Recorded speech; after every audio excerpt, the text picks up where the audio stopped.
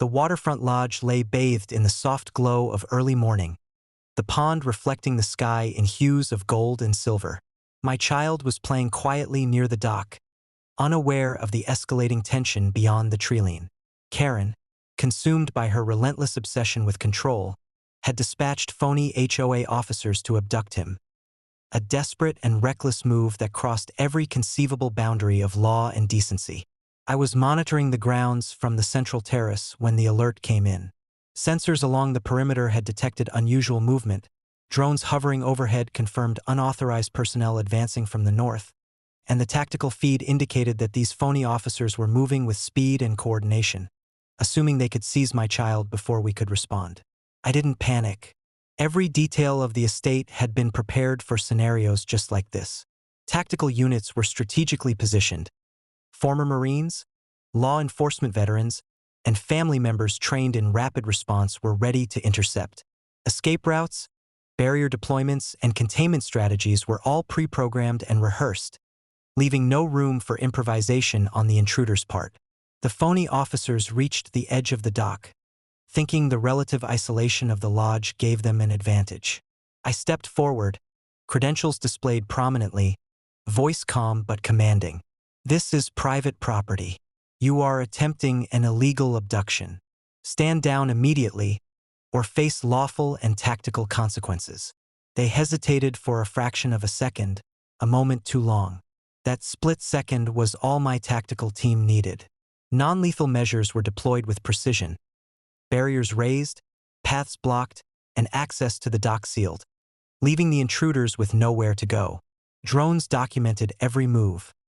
The officers' advance, their hesitation, and the immediate neutralization of their threat. Karen, observing from the far edge of the property in her SUV, began shouting into her phone, her voice frantic and desperate. "I demand intervention. They are violating HOA rules. You must act."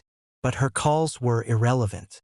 Law enforcement had been briefed on the estate, my credentials, and the legal impossibility of her interference.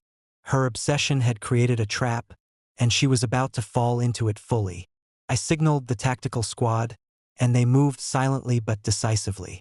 The intruders were intercepted before they could make any contact with my child. Non-lethal restraints were applied as the officers were guided off the property, each step documented for legal action. The phony HOA team, confident in their numbers and mission, was now completely disoriented and powerless, their authority nullified. I knelt beside my child, who looked up with a mixture of curiosity and trust. "Everything's fine," I said softly, holding them close.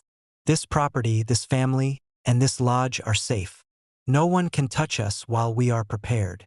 By mid-morning, calm returned to the waterfront lodge. Karen and her loyalists retreated, humiliated and powerless. Her obsessive attempts at control had been thwarted by lawful authority, tactical preparation, and meticulous foresight.